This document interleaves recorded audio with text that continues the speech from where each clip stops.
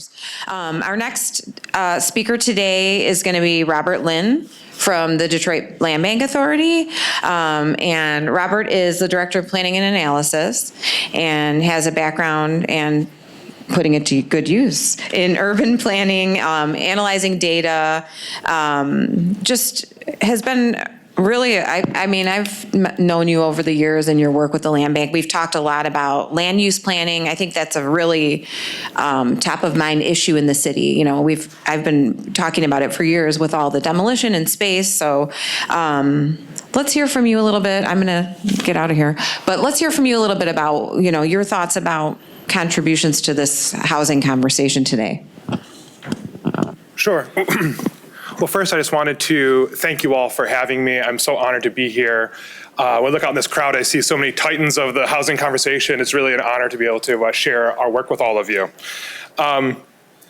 David asked me to talk a bit about the data we have and, how we use it, and also the future of the land bank as we see it going forward. So I wanted to use my time to really talk through 4 data sets that I think shape how we think about the city's housing ecosystem, and then kind of pivot at the end to talk a little bit about where things are going right now with the land bank.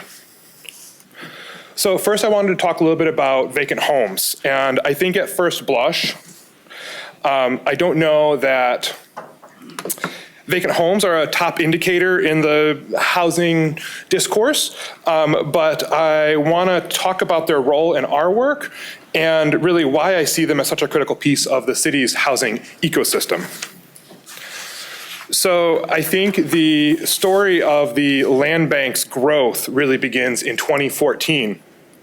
After years of population loss, white flight, deindustrialization, the sort of, host of terrible challenges facing the city, I think the city's abandonment problem really came to a head in the wake of the 2009 housing crash. In 2014, the Obama White House convened a task force, including the Rocket Fund, D3, and what is now called Regrid, to do a comprehensive analysis and survey of the city to track abandoned property and really do a report on the, a condition of the built environment.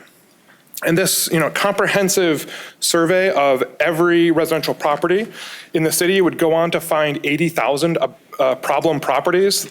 This really set the stage for the land bank as we know it. There was a new mayor at the time, and this became a real sort of political purpose for the land bank, and really, I think, guided the land bank through its initial years. We were challenged with addressing the problem head on, and it was the focus of all of our strategies, our metrics, our priorities, and we were really, centered on tackling this issue head on through demolition, rehab, sale, and acquisition. And acquire properties we did.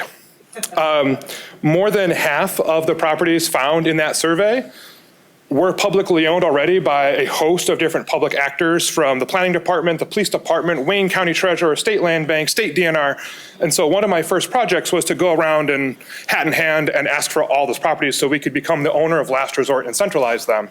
We would go on to acquire 51,000 houses, which at the time was more than 1 in 5 houses across the city, to give you kind of a sense of the scale of the challenge we dealt with.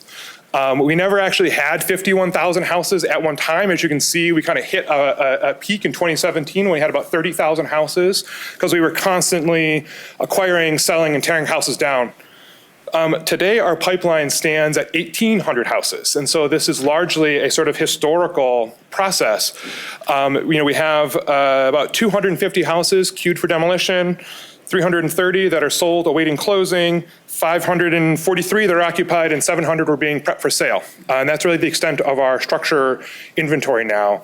We do have an inventory of about 50,000 plus vacant lots I'll talk about in a moment, but as far as houses, and we really did that by selling nearly 22,000 houses and demolishing more than 29,000 houses since 2014. And I think this really comes full circle, because between 2023 and 2025, the DLBA conducted our own ongoing survey of the neighborhood to really sort of update our understanding of the housing ecosystem and to really understand vacancy. We did multiple rounds over time, over a 2-year period. We were visiting every street about every 6 months to really improve the accuracy of our data, but also be able to track property over time. And through this process, we found about 15,000 abandoned houses that were not owned by the land bank. These were privately owned houses that sort of exist in the market. And given the land bank's diminished holdings of vacant homes, I think there's really a temptation sometimes in the city to kind of talk about abandonment in the past tense. But I think that's really a mistake for 3 reasons. The first is there's still, I think, in my view, an enormous need for foreclosure prevention and home repair resources. And to me, that's sort of stemming the tide of future abandonment. And we were finding hundreds and hundreds of new abandoned houses every iteration of the survey. And so this is really an ongoing challenge. The second is I think these are still a real problem for neighborhoods. You don't have to look very far in a Google Scholar to find that abandoned houses are linked to increases in asthma rate, school performance, property abandonment, property values, a host of really social ills that we think we need to address. And third and finally, I would say that to me, the simplest path to affordable housing development runs through the existing building stock we have. And we need to reuse what we can. A 2025 HRD housing cost report shared that right now the average cost to develop an infill house is about $220 to $280 per square foot. That's just for hard costs. With soft costs, it's north of $300. However, when the land bank does gut rehabs of the houses we sell, we're spending about a third of that.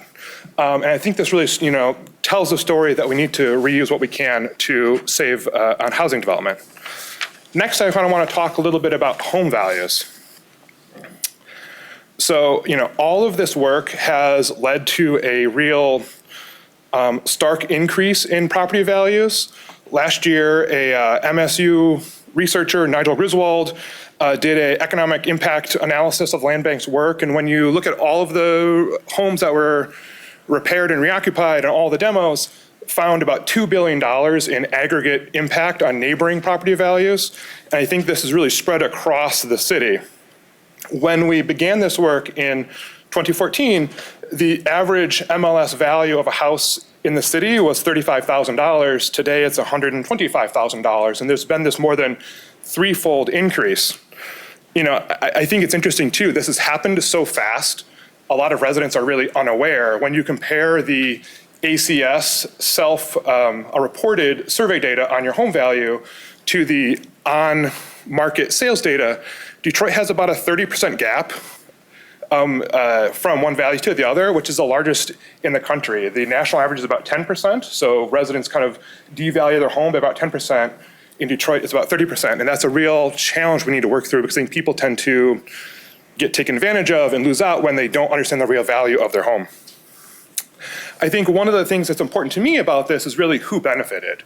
And the abandoned property in the city was really concentrated in the weakest market areas, and naturally our work really followed. So the market gains have been the strongest in these areas that had the most abandoned property. They had the most to gain because there was the most investment. And so a lot of these kind of core neighborhoods that were weaker markets back then, like Chadsey Condon, Gateway Community, Minnock Park, Airport, have seen property appreciation of more than 1,000%. In some cases north of 10,000%.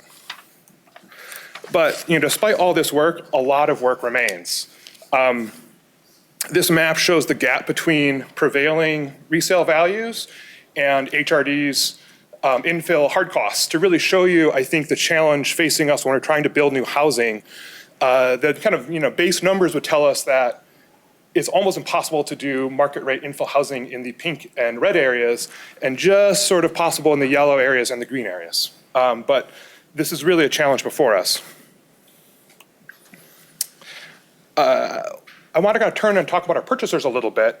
There's been a lot of discourse about home ownership, rates falling and rising in recent years, but what I think the land bank's role in this housing tenure dynamic has really not gotten the same amount of attention.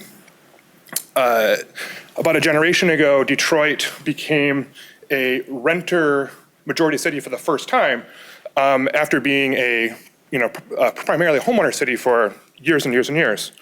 In recent years, the land bank has represented about a third of the city's housing market, so about a third of all homes sold are by the land bank, the other 2/3 being private market, foreclosures, et cetera. But this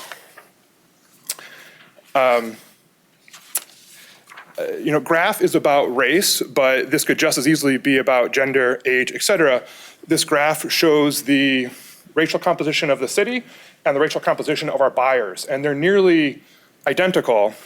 And that's because they mostly are from the city.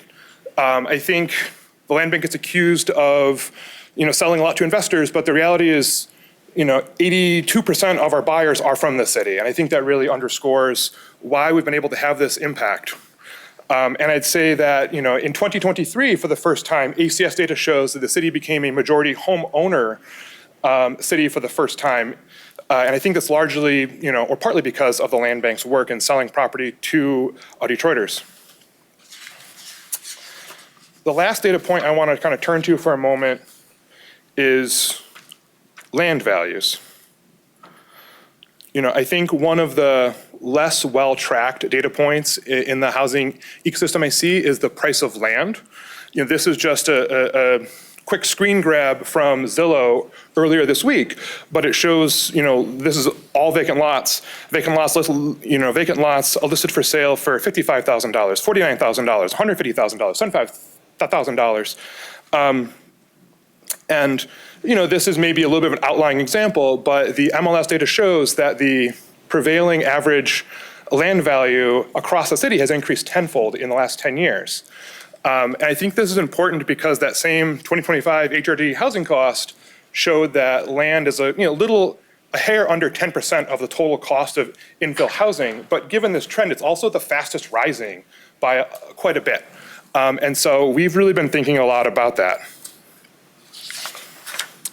I think this is a space where the DLBA can play a major role in housing, in infill housing. I think this is true for two reasons. One is our policies allow us to discount the sale of land to someone building a home up to 90% if they meet very, I'd say, modest AMI targets.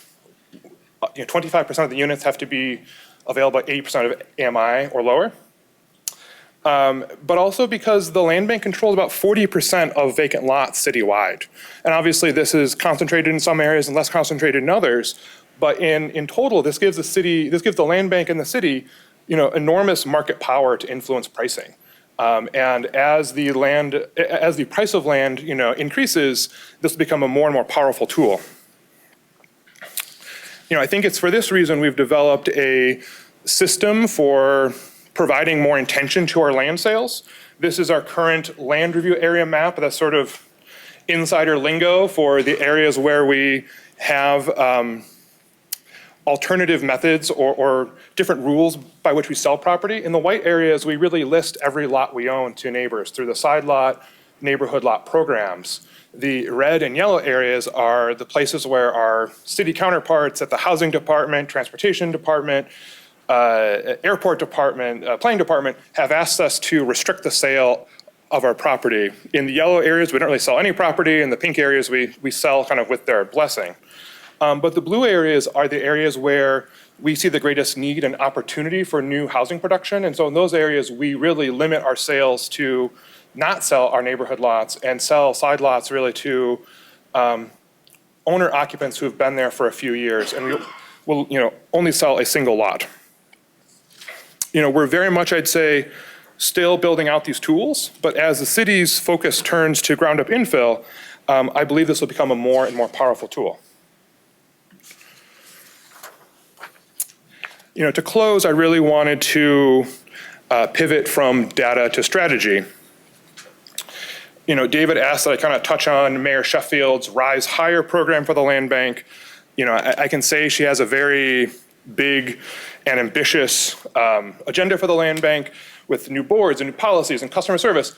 Given the focus of this event, I kind of wanted to touch more narrowly on the housing programs that are kind of in conversation within the land bank. The first is our pre-development program. Last year, we published our 5-year plan for the land bank, and in so doing did hundreds of conversations with residents, developers, builders, nonprofits, block clubs, et cetera. And when we were talking to home builders, one of the things we heard time and time again is pre-dev is where projects go to die. And the line that I really liked from those conversations was, pre-development is the time when you spend money to find out when you spend money to find out if you should spend more money. And it's this moment where projects are very vulnerable and there's a lot of risk and uncertainty. And so, through some very generous funding from the Rocket Community Foundation,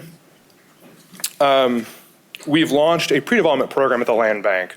And so, we have this existing discount for infill projects, but with their backing, we're now doing a lot of the sort of administrative pre-development work on lots before we sell them for infill housing. And so we're able to do all the rezonings, the ESAs, the parcel combinations, the land assembly, the incentive districts, to try to really reduce the risk, reduce the uncertainty, and really shorten the runway for new housing production.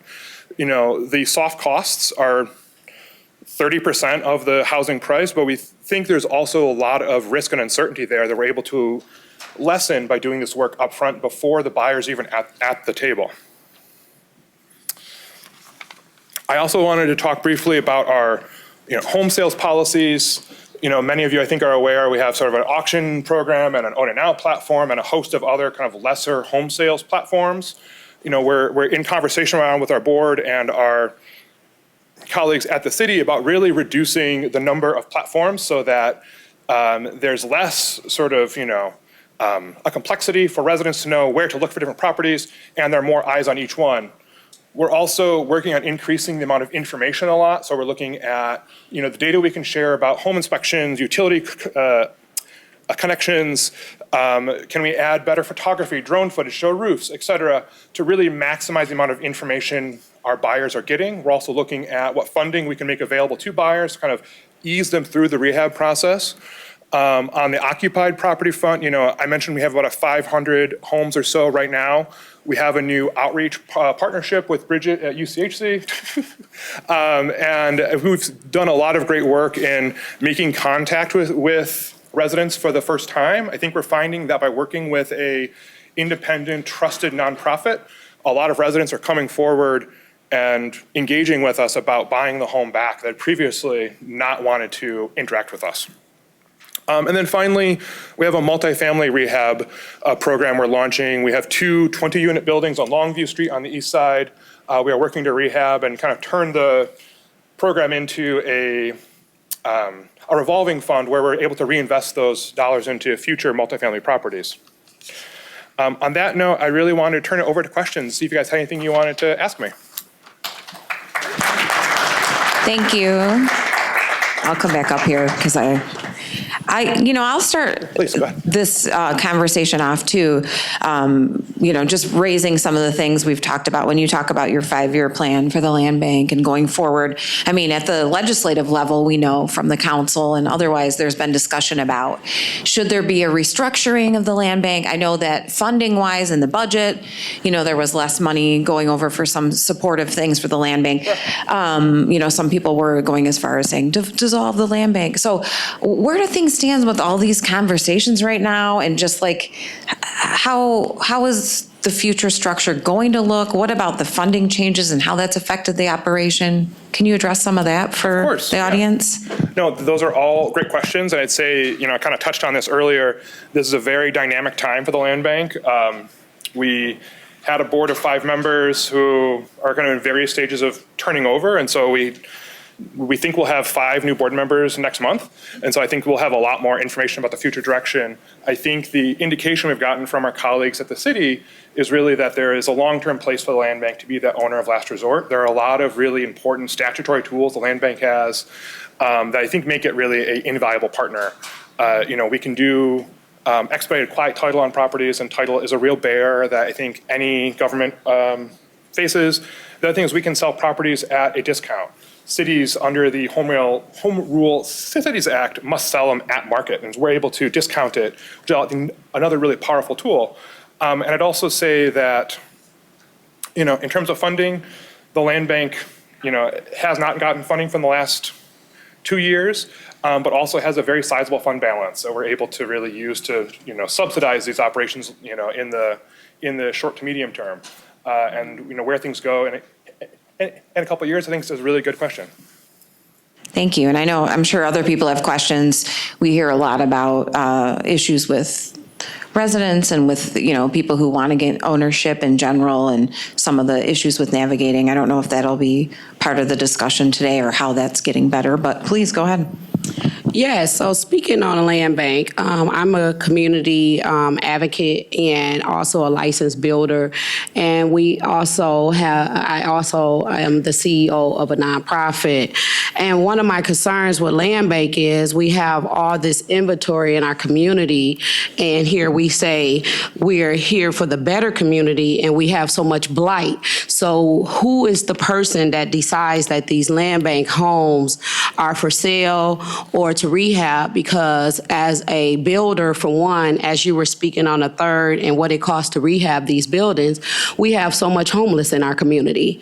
And we have these homes in the community that's owned by land bank that individuals and families, they are having a hard time purchasing the homes because we have all these restrictions and things of that nature. But here, these are the same blighted homes, and I don't want to use the word raggedy, in our community that they tell an individual that this house will cost $100,000 to rehab when initially it may cost $50,000, or it depends on who's rehabbing the facility, the residential place. So we're talking about day-to-day individuals that's working to be on these restrictions to have a property in their own community, but individuals can come from the outside, purchase the properties because they can show the financial documentation because land banks say, hey, it's going to cost this house $120,000. I'll come in, Ms. Miles will say, no, we can get it done for $60,000 for this individual. And here someone from outside of our world can come and purchase this house and then put it back on the market and take our market values and our community up. And now the stakeholders in the community can't afford the properties. So I have a problem, I really do, with land bank because I just feel like as our organization, we provide for homeless women and women of domestic violence, all these houses that's in the inventory, even when we came in community partnership, we still not able to get access to these properties. And for me as a builder and all my constituents, we can get those houses rehabbed for less than $50,000, and we have all these people that's homeless. So that's one of my main concerns. No, I would say really thank you for that question. And I appreciate the challenges you faced. I think you have a lot of personal experience here, and I would love to chat with you afterward to really go into it and see what I can do to help. I would say in general, we do, when we list a property through auction, we'll provide a scope to rehab the property, but that's not meant to limit who can buy it, but more to try to inform the buyer to say, we hired a building inspector to inspect this property. Here's what they found in the property, to try to help you be informed and not to say if you can't afford $100,000, you can't buy the house. And I think that's a real misnomer we're trying to really work through. And even like what we pay to get the houses demoed, I'm not familiar with what the cost factor is. Sure. But that's a cost that could be for an individual to use that fund or that money to rehab the property so it can be back on the tax roll for us to have a better, cleaner community. You know what I'm saying? I totally agree. And, I'd say I'm a card-carrying member of the National Trust and really want to see these houses saved. I would say that the land bank only has about 700 homes left in the sales pipeline. And so at this point, more often than not, when someone calls me about an abandoned property in their neighborhood, it's not land bank owned. There are 15,000 privately owned and 700 DLBA sales queue. And so just mathematically, the odds are almost always that it's privately owned and I can't help you buy it. But I would love to talk to you more after and, help you with anything I can.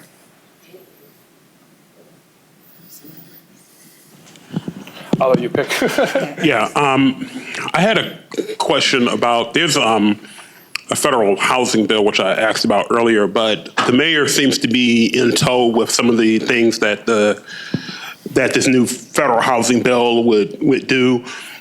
She's talked about this idea of pre-approved home designs, expediting the governmental process to 30 days. I believe she mentioned in her State of the City address. And there were a number of other things, but the question I have is kind of digging a little deeper because there are things like manufactured homes, which a lot of folks are talking about, tiny homes, your trailer park areas where homes that would be cheaper to manufacture and allow for people who don't have a income to support a brick and mortar house, but they can still have their own house. So is there a role that the land bank can play in with the vast amount of property, vacant property that the land bank owns to help put those ideas forward and to really expand the amount of having a more diverse, amount of different types of housing in the city of Detroit, because that could be a very strong tool to help deal with the problem of affordable housing. Because, as a lot of people that I hear, the affordable housing is really not so affordable. When you think about how the state and how the government looks at what data they use to look at what is actually affordable, it's really not that affordable. So, do you see the land bank playing a role in that in the next couple of years? I love that question. I'll say, I agree with you totally. This is a really, I'd say, special, interesting moment in the sort of city's housing arc. And the mayor has begun a new weekly infill housing task force that's going through a lot of these things. HRD is working on pre-approved plans. We're working on this pre-development work. There are a lot of actors in the room trying to do what we can to spur and really ease the process of building new housing. My personal belief is that we need a sort of all of the above approach. And I am here for manufactured housing, tiny homes, you name it. And so I would love to talk more with you about anything you see that we could be doing to ease that process. I think we have a few more. Do you have one over there? And then one over there. We'll do all three and then we'll move on. So, okay, yeah, go ahead. My question was in regards, and I apologize if you answered it earlier, but the 82% of homes that are sold to Detroiters, do you know what percent of those homes are owner occupied? And if you see a relationship even with the previous speaker as it relates to the landlord situation in Detroit? That's a really good question.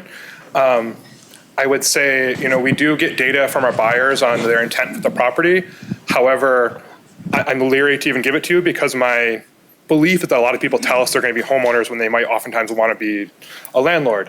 We have really, concrete data on where they're from, who they are, but, the data they give us tells us that, 3/4 are going to be homeowners, but I think the real number might be slightly lower.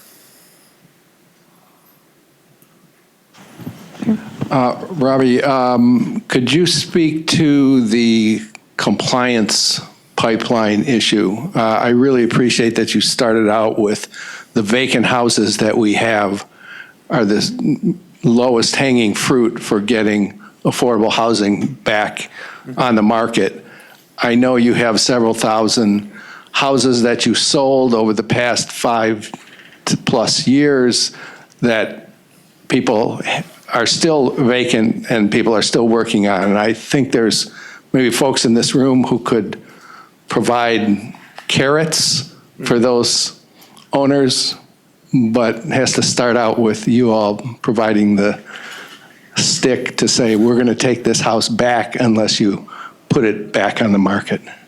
No, Eric, that's a wonderful question. You're right. There are more than 10,000 houses still working through the process. I would say that there's a lot of conversation about this, and I don't have like a concrete direction for you. You know, the land bank has that sizable fund balance, and I think one of the ideas kind of moving forward is that the land bank will begin allocating some of that to buyers to kind of help them get across the finish line.